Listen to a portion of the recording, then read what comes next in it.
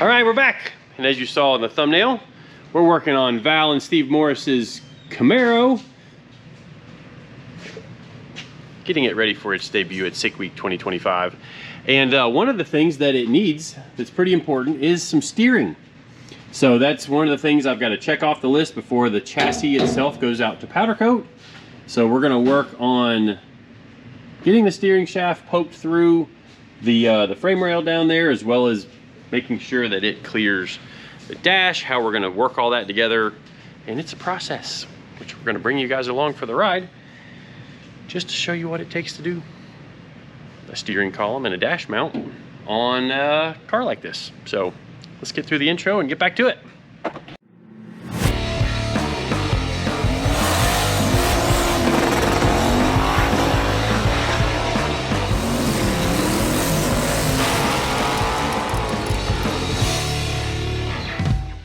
While you're here, if you want to watch the progression of this build, as well as the Cutlass build and Grant's Corvette that some of you think is a wannabe Leroy, it's not.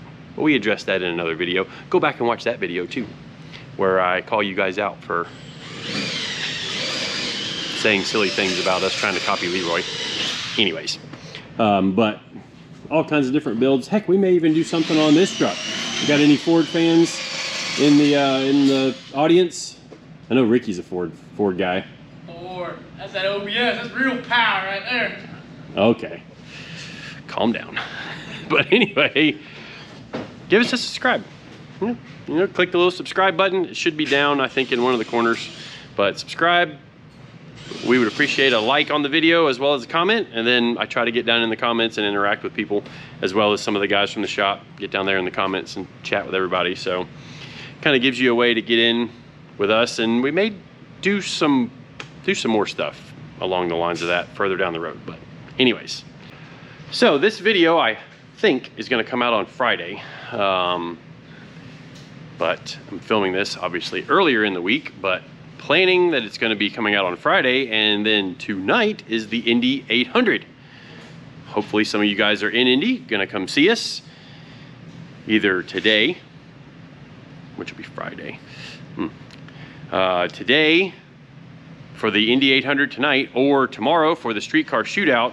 And unfortunately we are not going to make the burnout contest with Alexis, just because we haven't had time to put a new engine together, because we've been working on shop stuff, and I've been working on my Cutlass instead of getting the new engine together, which, if I'm honest, I just got the final engine part that I needed on Monday, which was the camshaft. And I also picked up the cylinder heads on Monday, but we just didn't have time to get that together without pulling several overnighters, and I have my kids all this week, and I just can't make it happen. And because of that, or not really because of that, but this weekend at Indy, we can't bring the whole crew because Tad and Christy have some stuff they've got to go take care of. So it's just going to be Eddie and I at Indy, and we're going to bring some merch, but to try and ease the load off of us, we're going to do a special discount for those of you that come by the trailer. So we're going to do 25% off for in-person merch sales, or you will have we're going to have a code posted on the trailer. It's only for people that go to the event to get this special code. So it's going to be good from noon on Friday, which is probably about the time this video comes out. So right now until Sunday at midnight. So if you want any KSR merch and you're going to the event, you might have to just buy it online if we don't have what you need there in stock. Probably the best time to get it from us will be Saturday if you're at the track. That's just me thinking. I mean, who knows what all's going to happen Friday night with the Indy 800. Hopefully we do well again. Last year we won. That'll be pretty exciting. But special discount code at the track, 25% off merch in person. And also, there's going to be a code for you to get 25% off of merch on the website. All right, got that out of the way. Let's get back to work on the Camaro. And I'm going to have to bolt the seat back in. I had the center of the seat marked out, and I could just do some measuring, but I'm going to be wanting to sit in the car and feel the steering. You know, I want things to feel right whenever the driver's sitting in the car. So yes, we have the holes, you know, at the bottom of the seat, but the bracket on this side turns in, and it does the same thing on this side. So it goes and it turns out over here, and then over here it turns in, which I've got the seat somewhere there. You can see how the brackets turn in on that side, and then in the same direction on that side. So we're gonna set that back in, set the dash in, kind of figure out where it's going to clear, and then how we're going to brace the dash bar, or not the dash bar, the steering column bar, because I think it's going to be under the dash, but I don't know until I actually figure it out. And like I said in the last video, which you may or may not have watched, I've got it mapped out where the steering shaft, so there's our steering joint there. We're gonna follow up, and the steering shaft is gonna go through somewhere on this part of the frame. I'm not sure of the height yet. And then on the back side, we are going to come through somewhere in here. I've got a really long drill bit, and what we're going to do is install a piece of pipe this will be welded to the frame rail there, and then we've got some Delrin that we're going to make some bushings to go in, and that will pilot the 3/4 inch steering shaft in the middle. So another side benefit of doing this is if there's ever a reason where the steering shaft is getting shoved back because of bad things have happened with the front of the car. We don't like to say things like that, but we have to plan for it. So this being really securely welded into that heavy duty frame, there won't be anywhere for this to go through and continue to push the steering column back more towards the driver. It's my theory. It's more than just a theory. There's some engineering behind it.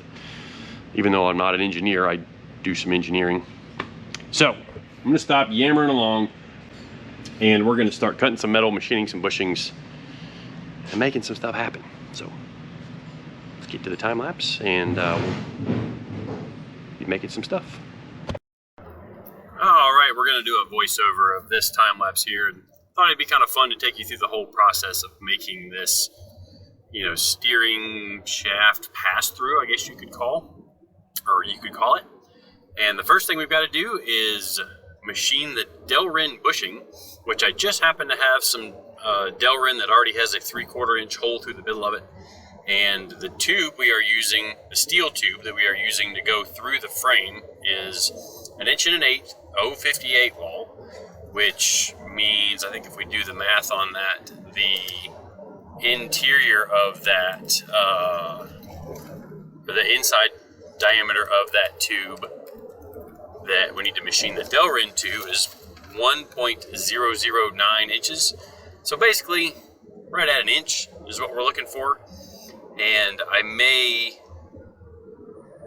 you know, come back and machine a tighter fitting bushing, because more than likely, when I weld this sleeve or this tube to that frame, because it's not coming out of the frame like real square, it's going to distort the tube a little bit out at the very end, so it's not exactly round. So I may have to do a little custom shaping once we you know, finalize all this process. But you know, I've got a tube there, I've got an idea of where it's going to go through, but I don't know exactly. So I've got to bolt the seat back in and figure out my center line of the seat so that the steering wheel is centered on the seat. So we'll do a little measuring here. We'll mark it on the floor so that I can get a center line, you know, and mark it on the chassis, because the inner frame rail and the outer frame rail are parallel to the chassis so I can put some marks on the floor there. And then we're going to go grab the laser here in just a second and position it under the seat and, you know, aim it towards the firewall, which you can kind of see the green laser there on the firewall.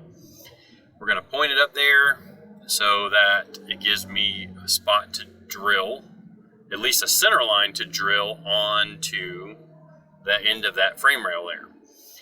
So I've got a real long 1/4-inch drill bit that I think will reach all the way down through both sides of the frame rail. And yeah, I had to sit in the seat and make some vroom vroom noises while I was in there.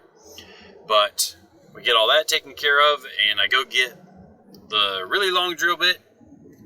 And the reason I'm using a 1/4-inch is because that's the size that is the pilot drill bit in my hole saws. So we drill a 1/4-inch hole, we get it all the way poked through, and about now, somewhere in here, I'm realizing that there is another piece of metal inside of that frame rail.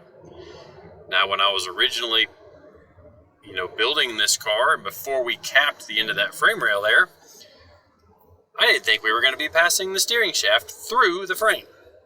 But the more I got to looking at things as we approached putting the steering in the car and mounting the seat and all that other stuff, I realized that that would really be a pretty good spot for it. It keeps it out of the way, gives us more room for turbo stuff.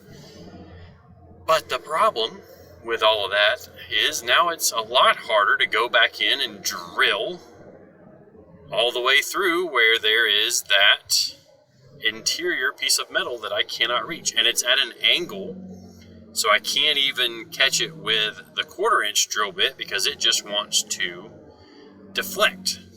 So what I can do is custom make a really long hole saw. So go chuck the old hole saw up in the lathe here, very lightly machine the end of it off, the cutting end of it. We can take the drill bit out of it now, and I'm going to machine a step onto the base of the hole saw so that a piece of 1 5/8 083, same size tubing we're using for the sleeve, I machine that base down to where the tube will almost press fit onto the base. Then flip the cutting part of the hole saw around, do the exact same thing to it, polish the paint off of it so I have a good spot to weld to, and then we're going to take it over to the bench, get a piece of wood to tap it all together so we don't damage any of the cutting teeth, because we know they're about to have a very hard life cutting through this interior part of the frame rail. And I'm going to tack weld it all together in different first I tack weld across from each other, and then like 12 o'clock, then 6 o'clock, then 3, then 9, and then I come back between all of those, and then I go ahead and completely fuse weld it all the way around on both ends, chuck it back up in the drill, and now that it's got some meat to it, and I have a 1 1/8 hole on the top, I can kind of steady my hand and get a pretty good spot to drill all the way through it. Now I misaligned it just a little bit with the hole in the bottom, but now that we've got it all the way down through there, I can see just how far off I am, and actually what I need to do to get the tube to go through. So actually I just grabbed a long pry bar, slid it in the hole, and bent that interior piece of metal out of the way just a little bit to get the tube through. And here in just a second, I'm going to come over with the tube, and then Eddie's going to help me knock it in, because I had to tweak it just a little bit, or pull it over about 3/16 of an inch to get it to line up with the top hole after we install it in from the bottom hole here. So I also had to make a kind of a custom straw attachment for my shop vac so that I could vacuum out the inside of the frame, because I didn't want a whole bunch of stuff left in the frame to be able to come out of the K-member holes, because it did do some grinding on the metal, running that 1 1/8 hole saw all the way through that interior piece of metal. So once we get that vacuumed out, Get Eddie to come over with the tube, and you'll see him bonking it in while I go to the top side and align it. And then, now you can see it real time right about now. Well, as you may have saw in the time lapse, or may can understand, that took a little longer than expected, but we had to make a custom tool. But check out how it turned out. Nice fit up all the way around, and you can see it goes right up inside of the car. So my custom hole saw, and I actually saw Troy that works for CJ Race Cars do this a few years ago, actually on Leroy for the dash bar many years ago, and kind of copied that a little bit, except you know the hole saw size that I needed, but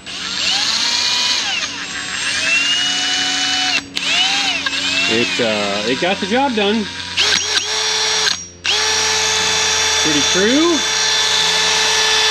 So I cut a hole saw in half, machined it to where it had a little bit of a pilot, bunked them together, and then fuse welded it. So now that I've got that in there, I'm gonna weld that up, as well as weld the patches on the front of the frame rail like I did on the driver's side here. So you can see, you know, where we patched that. CJ's got my other side made down there, and yeah, we need to bolt the cam member back on. But that's not that big a deal. And even on top of that, even my cleanup tools had to be custom. So check out the piece of tube taped into the end of the shop vac there. Shop vac's not very happy about sucking through that tiny little straw, but we made it happen. And I'm gonna stop talking and get back to work so I could get the steering shaft made on the bottom. Although I don't really need to, because I need to start working on the dash inside. So let's get to work doing that.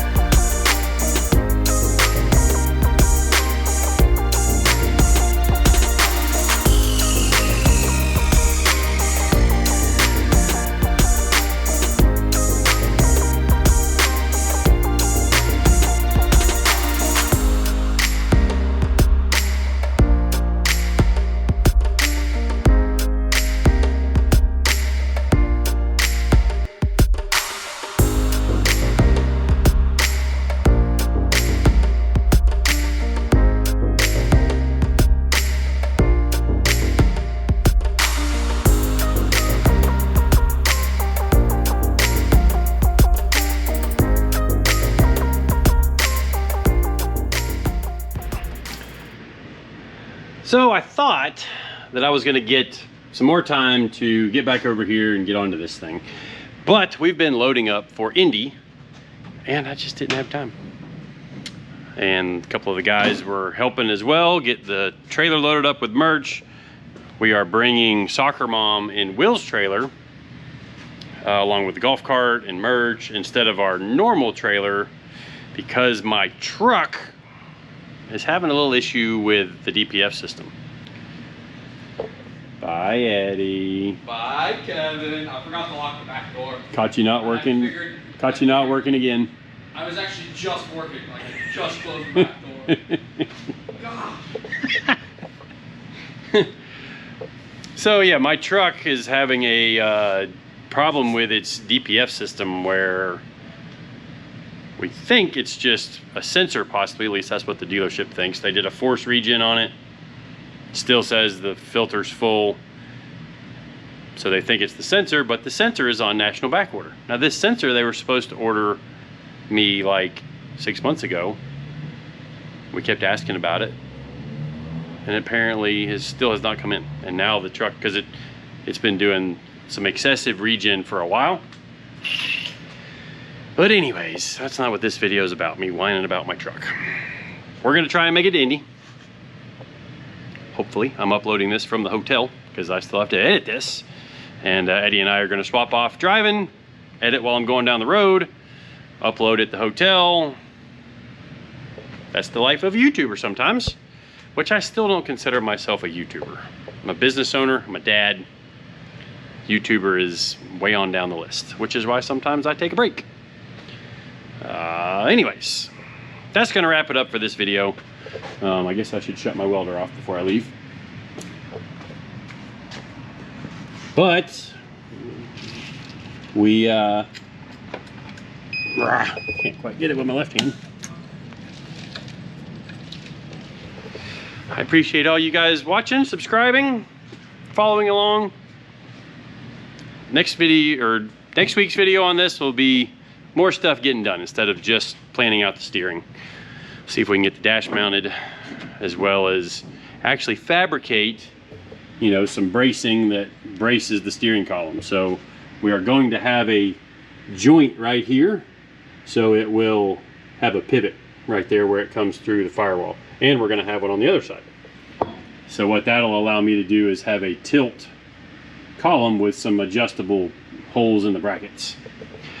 But that'll be next week's video, and we're going to try and chip away some more on this. It'll actually probably be Eddie and I working on it because, you know, we've got some motor parts that are going out for this. So he won't have anything to work on this project, and he can help me get some work done on this to get it ready for powder coat. Anyways, thanks again for watching. See you guys next time.